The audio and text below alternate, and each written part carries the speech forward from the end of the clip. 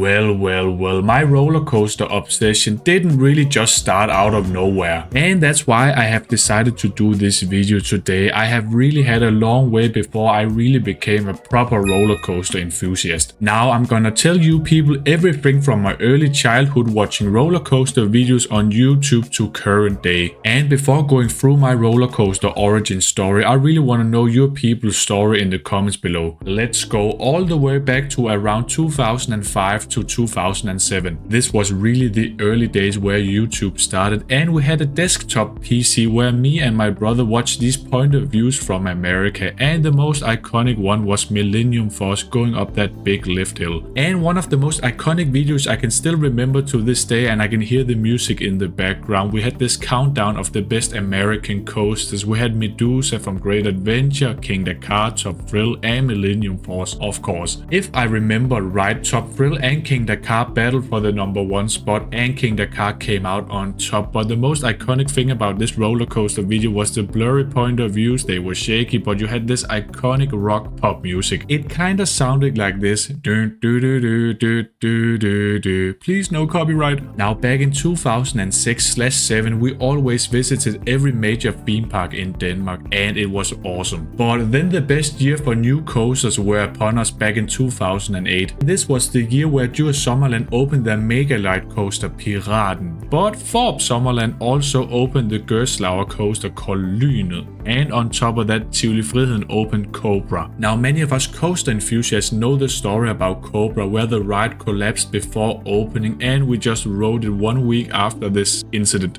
If I'm being completely honest, I still think 2008 was the best coaster year for Denmark overall, and we of course watched all the construction pictures and footage of the rides. Then in 2009 our parents decided to take us to Disneyland Paris for a few days, and it was a dream come true. But sadly the only roller coaster I couldn't ride was that Indiana Jones coaster with the vertical loop, and I was not tall enough. You needed to be 150 centimeters, and sadly I was a bit under that. Now one of the funniest and bizarre moments I can still remember to this day about this Disneyland Paris visit was when I saw Walt Disney, the statue of course, holding Mickey in his hand. Well, I thought it was another guy with a mustache, the evil one, you know, Austrian man. And just say no more. And oh well, that didn't really make sense in my 7-year-old brain. But then 2 years after, in 2011, we had yet another amazing summer trip to Italy near the Garda Lake, and yes, we have Gardaland right there. Now I have one big trivia question for you people out there. What did happen at Gardaland in 2011?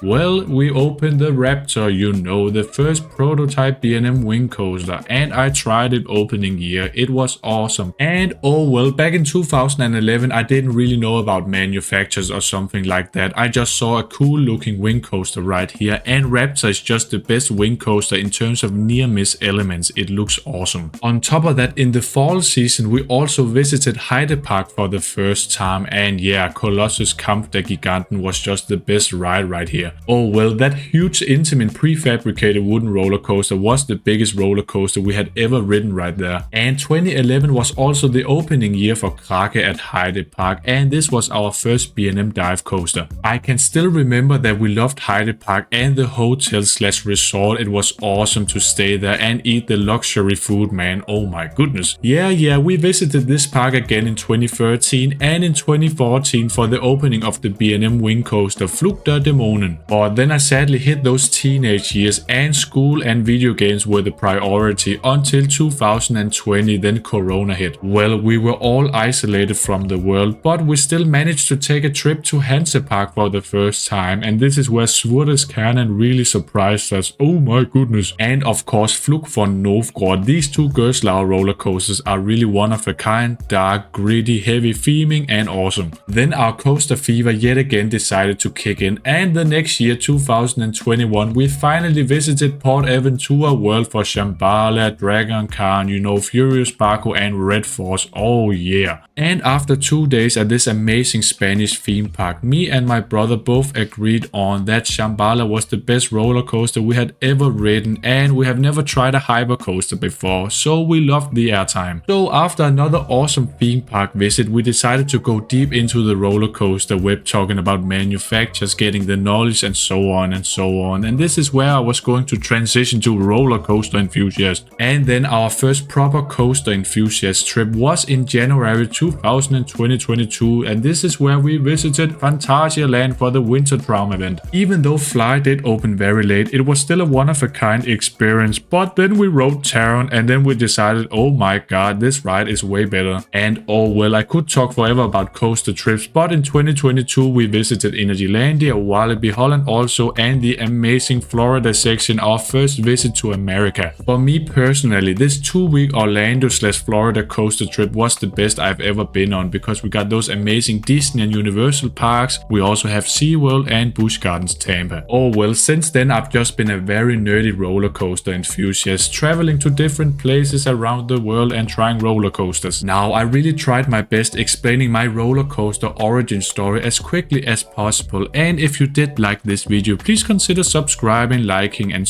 you know what I mean. But now it's your turn explaining your roller coaster origin story and the best moments in the comments below. But then at the end of the day, I'm always gonna say bye bye.